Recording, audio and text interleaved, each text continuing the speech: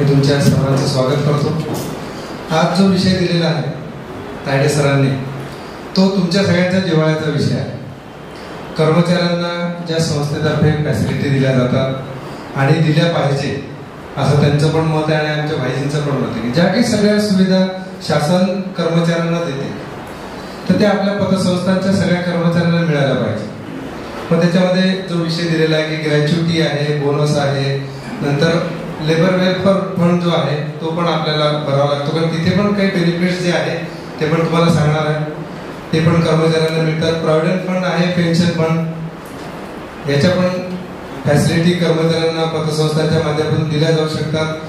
त्याच्यानंतर व्यवसाय कर आहे, त्याच्यानंतर TDS कपात आणि TDS रिटर्न हा विषय मला देण्यात आलेला आहे. तर सर्वप्रथम म्हणजे सरांची आता चर्चा झाली तर पतसंस्था जी आहे कर्मचारी चालवतात असं आमच्या चर्चेमधून आलं, कारण की संचालक मंडळ निर्णय घेतात आणि कर्मचारी त्याचं अंमलबजावणी करतात.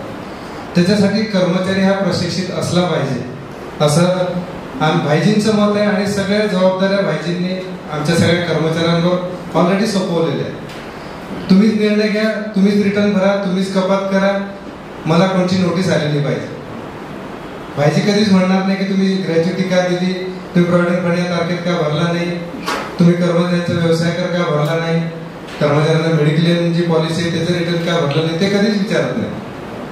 ती जबाबदारी आमच्यावर दिलेली आहे. आम्ही त्या तारखेत ते रिटर्न भरले पाहिजे, ही जबाबदारी आमची आहे.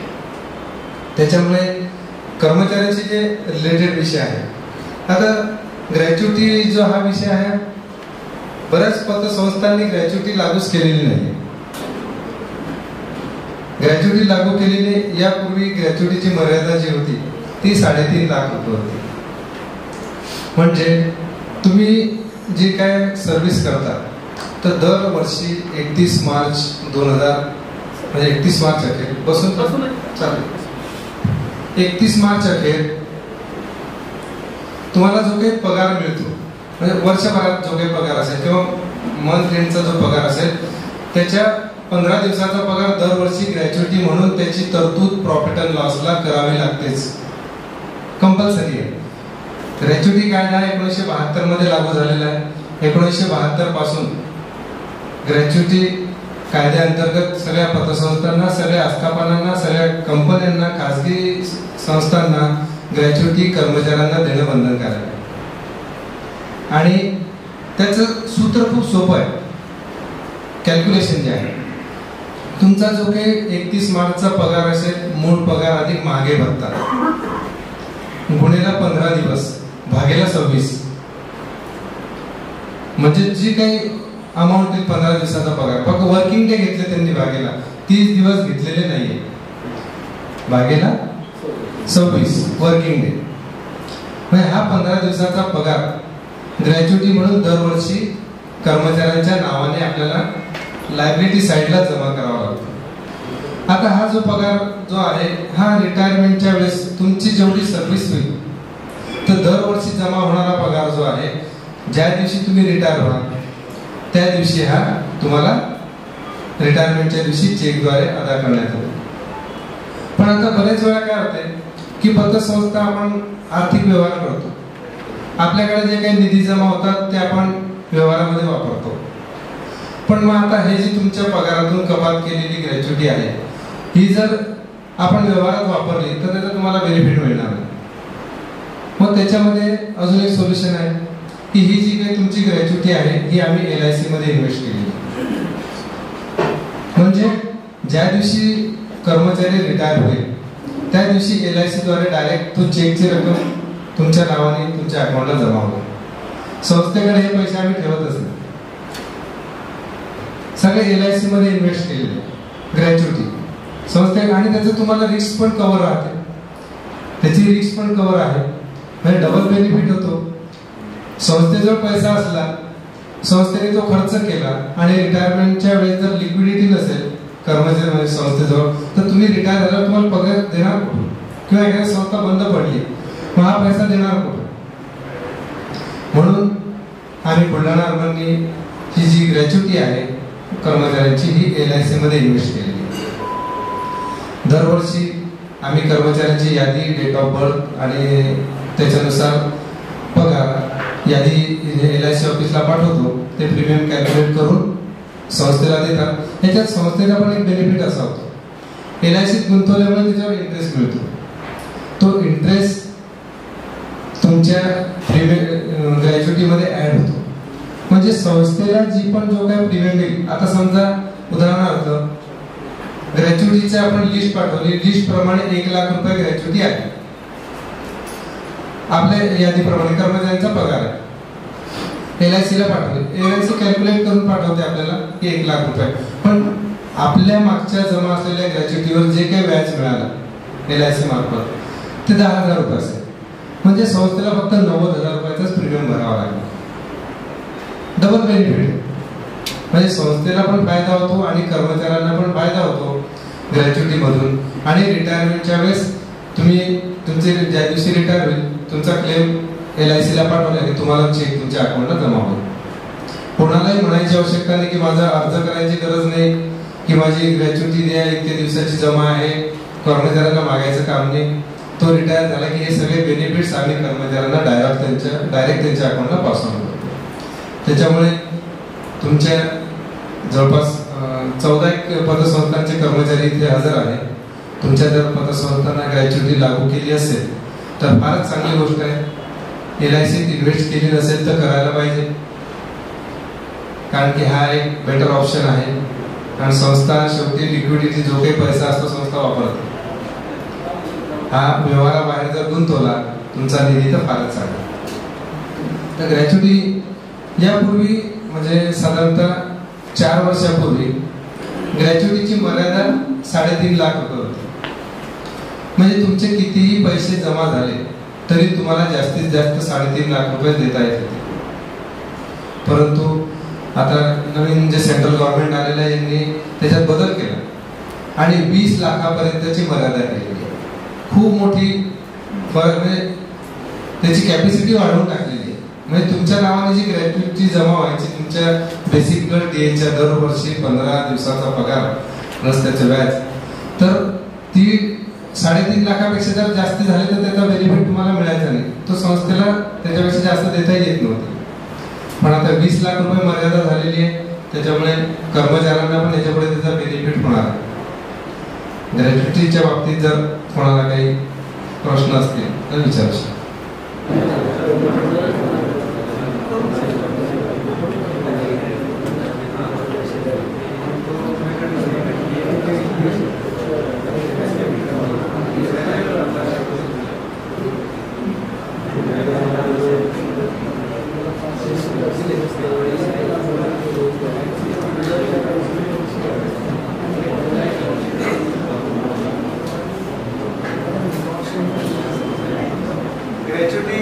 कॅल्क्युलेट करण्याचं जे सूत्र आहे, 31 मार्च रोजी आपल्याला ज्या सगळ्या तरतुदी कराव्या लागतात, जसं NPA ची तरतूद करावी लागते, त्याच्यानंतर ओव्हरड्यू रिझर्वची तरतूद करावी लागते, त्याचप्रमाणे कर्मचाऱ्यांशी रिलेटेड ज्या तरतुदी कराव्या लागतात त्याच्यामध्ये ग्रॅच्युटी आहे, बोनस आहे, या तरतुदी आपल्याला कंपल्सरी कराव्या लागतात. तर ग्रॅच्युटीची तरतूद 31 मार्च रोजी तुमचा जो काही पगार असेल एका कर्मचाऱ्याचा, मूळ पगार अधिक महागे भत्ता, अदर अलाउन्सेस सोडून की ज्याच्यावर आपण प्रॉव्हिडंट फंड भरतोय, मूळ पगार महागे भत्ता गुणिला 15 दिवस भागेला 26 दिवस, हे ज्याचं जेवढं कॅल्क्युलेशन होईल तेवढा प्रत्येक कर्मचाऱ्यांच्या नावाने ग्रॅच्युटी आपल्याला लायबिलिटी साईडला जमा करावी लागते आणि प्रॉफिट ऑन लॉसला त्याची तरतूद नावे करून लायबिलिटीला जमा करावी लागते. तर हे दरवर्षी 31 मार्च रोजी प्रत्येक पतसंस्थेला ग्रॅच्युटीची तरतूद करणं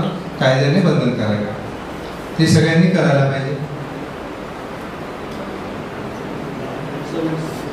त्याच्यानंतर ग्रॅच्युटी मर्यादा ही 20 लाख रुपये आहे. 20 लाख रुपये आहे. जास्तीत जास्त तुमचे जेवढे पैसे जमा होतील तर ते 20 लाखापर्यंत तुम्हाला मिळू शकतात. पूर्वी किती जमा झाले तरी 3.5 लाख रुपये मिळायचे. आता तुमचे जेवढे जमा होत जातील तर ते 20 लाखापर्यंत दरवर्षीचा जो पगार आहे तो तुम्हाला 20 लाखापर्यंत जर अमाऊंट मिळू शकते एका व्यक्ती. एका कर्मचाऱ्याची पहिले 3.5 लाख होती, आता 20 लाख होती. कारण की काय की आता आपण पतसंस्था आहे म्हणून आपले पगार कमी असतात, पण ज्या कंपनीज आहेत, कंपन्यांमध्ये तुम्ही बघाल की लाखोचे पॅकेजेस असतात आणि त्याची जी काही ग्रॅच्युटी त्यांची जमा होते त्याचं पर्सेंटेज खूप जास्त असतं. आणि पूर्वी ते 3.5 लाख म्हणजे काहीच नव्हतं, म्हणून गव्हर्नमेंटने ती लिमिट वाढवून 20 लाख रुपये केलेली आहे.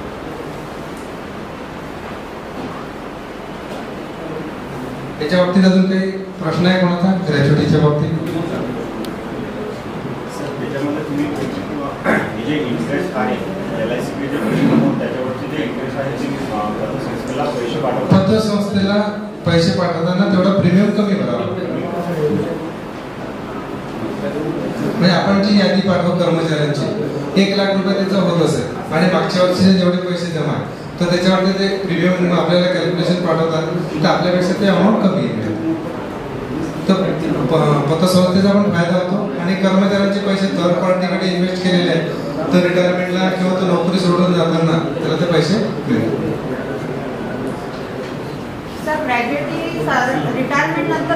रिटायरमेंट आणि डेथ मध्ये जर डेथ झाली नाही सोडून गेला कारण तो दुसरीकडे नोकरी जॉईन करतो त्याला नाही मिळत. त्याची ऑन ड्युटी डेथ झाली तर मिळते किंवा तो पूर्ण सर्व्हिस करून सेवानिवृत्त झाला त्यावेळेस.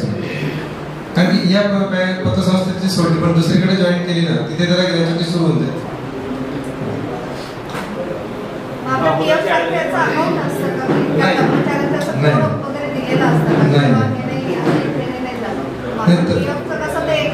ते गव्हर्नमेंटकडे आपण इन्व्हेस्ट करतो त्याच्यामध्ये सेंट्रलाइज अकाउंट आहे गव्हर्नमेंटकडे इन्व्हेस्ट असते.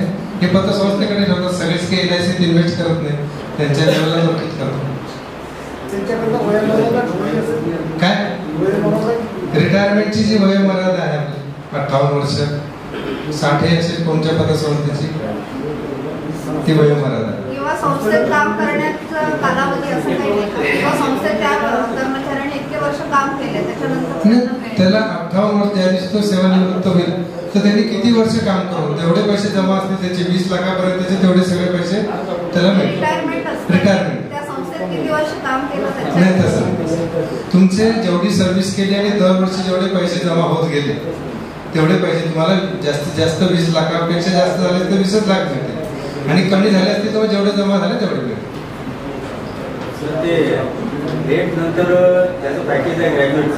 आता ते तुमचे जे LIC मध्ये रिस्क कव्हर असते पहा LIC मध्ये त्याची तुमचे जेवढे पैसे जमा आहेत त्यानुसार रिस्क कव्हर असते तर तेवढे पैसे ते देतात. प्रत्येकाचे व्हेरिएशन आहे सगळ्यांना सारखं राहणार नाही. ज्याचे जेवढे पैसे जमा आहेत त्या हिशोबाने रिस्क कव्हर असते तर LIC त्यांच्या हिशोबाने कॅल्क्युलेशन करून पेमेंट करते. त्याच्यानंतर कर्मचाऱ्यांशी अजून एक जिव्हाळ्याचा विषय प्रॉव्हिडंट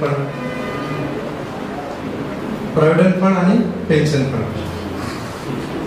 आता याच्यासाठी प्रॉव्हिडंट फंडासाठी मर्यादा जी आहे की 20 कर्मचारी ज्या पतसंस्थेमध्ये आहेत मग शिपायापासून सगळे त्यात सगळे कव्हर झाले नुसतं क्लरिकल नाही किंवा मॅनेजर लेवल एकूण कर्मचारी 20 ज्या पतसंस्थेत ज्या दिवशी पूर्ण होतील त्यांना प्रॉव्हिडंट फंडाचा नंबर घेता येतो रजिस्ट्रेशन करता येते 20 कर्मचारी. आता प्रॉव्हिडंट फंड पूर्वी जसं शासनाची पेन्शन योजना होती म्हणजे नगरपालिकेला असेल किंवा इतर ऑफिसेसला असेल ही 1995 पर्यंत म्हणजे 2005 पर्यंत होती. पण 2005 नंतर आपल्याला जे प्रॉव्हिडंट फंड आणि पेन्शन फंड लागू आहे तीच नगरपालिकेला 30 लागू आहे, कोर्टाला 30 लागू आहे, नंतर विद्युत महामंडळाला 30 लागू आहे, ST महामंडळाला 30 लागू आहे. म्हणजे सहकारी बँक कॉपरेटिव्ह बँका असतील त्यांना पण 30 लागू आहे provident fund pension fund provident fund योजना. त्याच्यामुळे गव्हर्नमेंटचे पेन्शन आपली पेन्शन असा आता काही फरक राहिलेला नाही. फक्त राहिला फरक की तुमचा पगार बेसिक प्लस DA म्हणजे मूळ पगार आणि मागे भत्ता किती आहे त्यानुसार तुमचा PF डिडक्ट होतो आणि तो तुमचा तिथे जमा होतो. प्रॉव्हिडंट फंडाच्या बाबतीत असं आहे, पूर्वी म्हणजे जवळपास 5 वर्षापूर्वी एका व्यक्तीचे म्हणजे पेन्शन जी आहे 6,300 मर्यादा होती. म्हणजे 6,300 जो पगार आहे तेवढ्या याच्यावरच 8.33% दर महिन्याला पेन्शन फंड जमा व्हायचं. पण मोदी सरकार आल्यापासून त्यांनी ही मर्यादा कर्मचाऱ्यांसाठी त्यांनी बेनिफिट्स म्हणजे ग्रॅच्युटीची पण वाढवली, आपली पीएफची पण वाढवली, ती 15,000 रुपये केली. 15,000 रुपये प्रॉव्हिडंट फंडाची मर्यादा केलेली आहे, म्हणजे पेन्शन फंडाची. म्हणजे तुमचा बेसिक प्लस डीए जो आहे तर हा जर 15,000 रुपये पर्यंतचा जर असेल तर 15,000 रुपये पर्यंतचे 8.33% जी रक्कम आहे तुमच्या सरळ पेन्शन फंडामध्ये जमा होते. तर पेन्शन काढायचं पण सूत्र आहे, ते पण मी सांगेल तुम्हाला मगाशी. तर प्रॉव्हिडंट फंडाची जी रक्कम आहे ती त्याच्यात कॉन्ट्रीब्युशन 2 प्रकारचे असतात. एक कर्मचाऱ्यांच्या पगारातून कॉन्ट्रीब्युशन द्यावं लागतं आणि एक संस्था कॉन्ट्रीब्युशन देते, म्हणजे एम्प्लॉई कॉन्ट्रीब्युशन आणि एम्प्लॉयर कॉन्ट्रीब्युशन. तर एम्प्लॉई कॉन्ट्रीब्युशन हे तुमच्या पगारातून बेसिक प्लस डीए म्हणजे मूळ पगार अधिक महागाई भत्ता याच्या 12% किंवा 10%, तुम्ही जसं ठरवलं असेल 2 पैकी 1 करू शकतो आपण. कमीत कमी 10% आणि 12%. 12% पेक्षा जर एखाद्या कर्मचाऱ्याला स्वतःचा डिडक्शन जास्त प्रॉव्हिडंट फंड भरायचा असेल तर तो भरू शकतो, पण संस्था 12% पेक्षा जास्त देणार नाही. 10% किंवा 12%, मिनिमम 10% द्यावंच लागते. 12% पण करू शकते. आणि 12% जर एखाद्याला कर्मचाऱ्याला वाटतं की माझा पीएफ जास्ती भरला गेला पाहिजे तर तो स्वतः त्याच्या पगारातून 12% पेक्षा जास्त प्रॉव्हिडंट फंड कपात करून गव्हर्नमेंटला चलनद्वारे आपण त्याची रक्कम भरू शकतो. तर ही कर्मचाऱ्यांसाठी ऐच्छिक आहे, कारण ही भविष्यातली पुंजी आहे. आता साधारणतः आम्ही बुलढाणाकडे आपण आर्थिक संस्था आहोत, कोणत्याच कर्मचाऱ्यांना प्रॉव्हिडंट फंड काढू देत नाही, कोणालाच नाही काढू देत. किती महत्वाचं काम असतं त्याला म्हणतो तू कर्ज घे, कर्जाचे व्याजदर कमी आहे, पण ही तुझी भविष्यातली पुंजी आहे. प्रॉव्हिडंट फंड ही कर्मचाऱ्यांची भविष्याची पुंजी आहे, कारण नंतर जी पेन्शन मिळणार आहे ती एकदम नाममात्र आहे. म्हणजे आधी जे कर्मचारी जिल्हा बँकेचे असतील, कॉपरेटिव्ह बँकेचे असतील किंवा एसटी महामंडळाचे कर्मचारी जे रिटायर झाले त्यांना लिटरली 1200-1500 रुपये पेन्शन बसलेली. आज रोजी 1200-1500 रुपयाला काय व्हॅल्यू आहे तुम्ही बघा, काहीच नाही. म्हणून तुम्ही इथे पतसंस्थेचे पदाधिकारी पण असतील, कर्मचारी पण असतील किंवा HR ला काम करणारे अधिकारी पण असतील, तर तुम्हाला एक विनंती आहे की कर्मचाऱ्यांना प्रॉव्हिडंट फंड विड्रॉल नका करू दे, कारण भविष्यातली पुंजी. रिटायर झाल्यानंतर तुम्हाला जे बेनिफिट्स मिळणार आहे 1 टाइम मिळणार आहे. तुम्ही आजच खर्च करून टाकले तर भविष्यात मग पेन्शनही तेवढी नाहीये आणि पीएफ जर तुम्ही आज काढून घेतला तर तो पण मिळणार नाही. तर प्रॉव्हिडंट फंड जो आहे हा कर्मचाऱ्यांनी जो कपात केलेला आहे तो पण कर्मचाऱ्यांना पण विनंती आहे की तुम्ही पण कोणतेही कारण असेल तर आपली आर्थिक संस्था कर्ज देते. काही मुलांचं शिक्षण असेल, लग्न कार्य असेल, काही एखादं मेडिकल ग्राउंडवर काम असेल तर कर्ज काढा संस्थेतून. कमी व्याजदराने संस्थांनी आपल्या सगळ्या कर्मचाऱ्यांसाठी कर्जाच्या फॅसिलिटी उपलब्ध करून दिलेल्या आहेत. पण प्रॉव्हिडंट फंड काढू नका, त्याच्यानं रिटायर झाल्यावर तुम्हाला कोणीच विचारत नाही. मी त्याच्यातलाच, मी पण त्याच्यात, मी माझ्या एक कर्मचाऱ्यांना प्रॉव्हिडंट फंड आमच्या बुलढाणामध्ये तरी काढू देत नाही आम्ही. ही विड्रॉल करू नका, हे तुम्हाला भविष्यात कामात येणार. त्याच्यानंतर प्रॉव्हिडंट फंड आणि पेन्शन, आता त्याचं कॅल्क्युलेशनचं सूत्र ते पण सांगतो तुम्हाला, पेन्शन कशी लागू होणार आहे. आता आधी 6,300 पगार होता, म्हणजे त्याच्यावर 8.33 कपात व्हायची पेन्शन, आता 15,000 झाली. तर तुम्ही म्हणाल की डायरेक्ट 15,000वरच माझं 8.33चं हिशोबाने कॅल्क्युलेशन ते सर्व्हिसचं आहे तसं व्हायला पाहिजे. पण त्याच्यामध्ये पण त्यांनी क्लॉज टाकला की शेवटच्या 5 वर्षाचा ॲव्हरेज पगार. बरोबर आहे, म्हणजे आधी तुमचा 6,300ची मर्यादा होती, पण ज्या दिवशीपासून 15,000 लागू झालं तिथून शेवटच्या 5 वर्षाचा ॲव्हरेज पगार. त्या पद्धतीने, कारण सगळ्या कर्मचाऱ्यांचा तेवढा पगार नसेल ना तो. म्हणजे मागच्या वर्षी तुमचा 10,000वर पीएफ कपात झाला असेल, त्याच्या मागच्या वर्षी 9,000वर पीएफ कपात झाली असेल, आणि आता शेवटच्या वर्षी म्हणजे 5व्या वर्षी 15,000वर झाली असेल, तर त्या हिशोबाने पेन्शन कॅल्क्युलेट होणार नाही. तुमच्या शेवटच्या 5 वर्षाचा बेसिक प्लस DA हा जर 15,000पेक्षा कमी असेल तर त्याचा ॲव्हरेज काढून मग ते सूत्र इथे तुम्हाला सांगतो, त्या सूत्रानुसार पेन्शन लागू होते. आणि आता प्रॉव्हिडंट फंड आणि पेन्शन फंड हे जे आहे हे सगळं ऑनलाईन झालेलं आहे. ऑनलाईन झाल्यामुळे एम्प्लॉयरचं गरजच नाही पडत. PF जर ट्रान्सफर करायचं असेल, काढायचं असेल, तुम्हाला तुमचं ऑनलाईन अकाउंट आहे, UN नंबर तुम्हाला प्रॉव्हिडंट फंड देत असते, त्या UN नंबरनुसार तुम्हाला तुमची नोंदणी करावी लागते.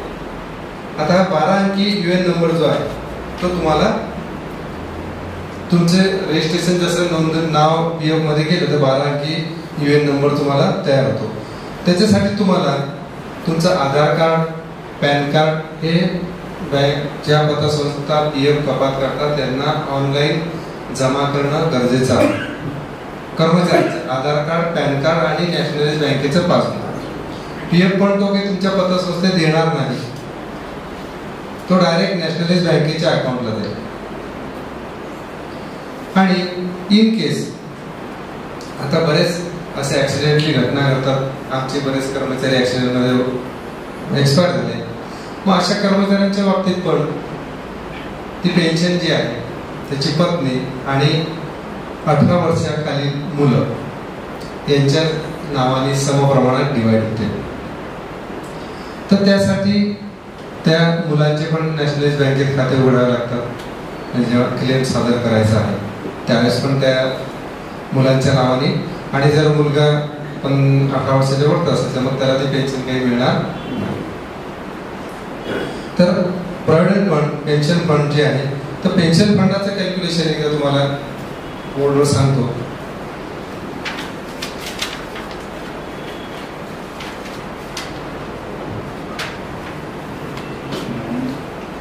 आता 12% हे जे आहे एम्प्लॉयचे प्लस 12% संस्थेचे, 12% कर्मचाऱ्यांचे सरळ प्रॉव्हिडंट फंडात जातात आणि एम्प्लॉयर म्हणजे संस्था जे 12% तुम्हाला PF देते त्याची 3.67% हे प्रॉव्हिडंट फंडामध्ये जातात, PF मध्ये, आणि एम्प्लॉय पेन्शन फंड याच्यात 8.33%. आता हा जो 12% शेअर आहे हा तुम्ही 15% एम्प्लॉयचा करू शकता. जर तुम्हाला प्रॉव्हिडंट फंड जास्त जमा करायचा असेल तर तुम्ही याच्यामध्ये वाढवू शकता, प्लस तुमचे 3% ऍडिशनल होऊ शकतात. हे तुम्हाला रिटायरमेंटच्या वेळेस वन टाइम मिळणार आहे. आणि हे जे दर महिन्याला तुमचा प्रॉव्हिडंट फंड तिथे कपात होऊन चलनद्वारे आपल्याला 15 तारखेच्या ऑनलाईन भरावा लागतो. पहिले रिकन्सिलेशन वगैरे बऱ्याच भानगडीचे मॅन्युअल चलन जायची, मग यादी पाठवावी लागायची, मग वर्षाचं रिकन्सिलेशन कर्मचाऱ्यांचं पाठवावं लागायचं, मग ते रिकन्सिल झाले त्यावेळेस तुमच्या अकाउंटला दुसऱ्या वर्षी पैसे जमा व्हायचे, व्याज मिळायचं आणि मग पैसे मिळायचे. आता ऑनलाईन झाल्यामुळे हे सगळे प्रॉब्लेम सॉल्व्ह झालेले आहेत. चलन भरतानाच एम्प्लॉयच्या नावाने पैसे जमा होतात. एम्प्लॉयची पूर्ण यादी अपलोड केल्याशिवाय चलन जनरेट होत नाही. त्या हिशोबाने ती चलन जनरेट झाली की ऑनलाईन पेमेंट केलं बँकेतून की तुमच्या अकाउंटला डायरेक्ट जमा होतात. आणि याच्यावर दरवर्षी सेंट्रल गव्हर्नमेंट आपल्याला 8% व्याज देते. म्हणजे नुसते आपले पैसे जमा ठेवत नाही तर त्याच्यावर 8% व्याज पण मिळते. कधी 8.5% देते, कधी 8% देते, 8.25 देते. पॉइंट मध्ये फरक पडते, पण आजपर्यंत 8%च्या वरच व्याज दिलेलं आहे. जसे जसे पैसे जमा होतात तसं तसं व्याज त्याच्यावर वाढतं. आणि हा प्रॉव्हिडंट फंड आहे हा वाढत जातो. आणि हीच तुमची पुंजी. म्हणजे रिटायरमेंटला जवळपास 30-40 लाख रुपये कर्मचाऱ्यांना जर मिळाले वन टाइम तर त्याचे बँकेत इन्व्हेस्ट केले त्याच्या व्याजावर त्याची पेन्शन सुरू होऊन जाते. आणि हे जर आपण विड्रॉल करत गेलो, काढत गेलो काही कारणाने, जमा झाली काढून गेली, तर मग रिटायरमेंटला तुम्हाला काहीच मिळणार नाही.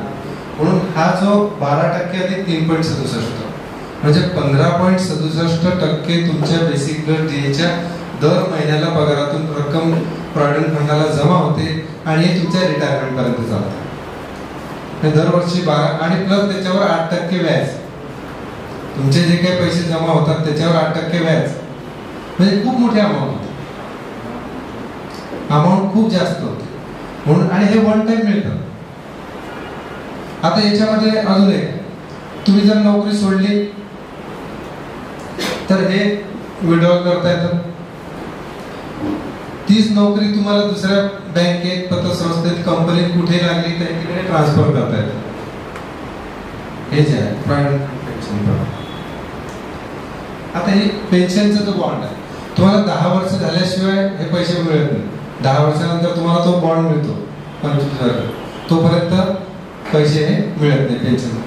हे मिळून जातात प्रॉव्हिडंट फंडाचे, काय बॉन्ड देतात ते. त्याच्यामुळे ही खूप चांगली योजना आहे आपल्या कर्मचाऱ्यांसाठी, सगळ्यांसाठी. सगळ्या ज्या पतसंस्थांनी पीएमचा नंबर घेतला नसेल, त्याच्यामध्ये एक अजून ऑप्शन आहे, तुम्ही व्हॉलेंटरी पण नंबर घेऊ शकता. आम्ही बुलढाणा अर्बनसाठी तर सुरुवातीलाच घेतला, तेव्हा 10ची मर्यादा होती तेव्हाच घेतला. पण जेव्हा 20 कर्मचाऱ्यांची मर्यादा आहे तर व्हॉलेंटरी तुमच्या 15 जरी असले तरी पीएम नंबर घेऊ शकता. फक्त त्याची प्रोसेस वेगळी आहे. तिथे जाऊन तिथे त्यांना सांगून त्या पद्धतीने व्हॉलेंटरी नंबर पण आपल्याला घेता येऊ शकतो. ते 8.33% आहे. याच्यावर आपल्याला पेन्शन मिळणार आहे.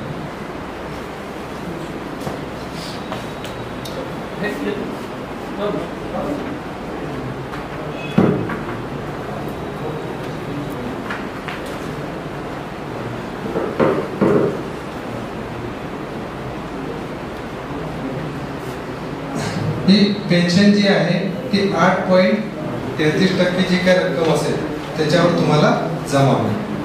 आता मॅक्झिमम जी सॅलरी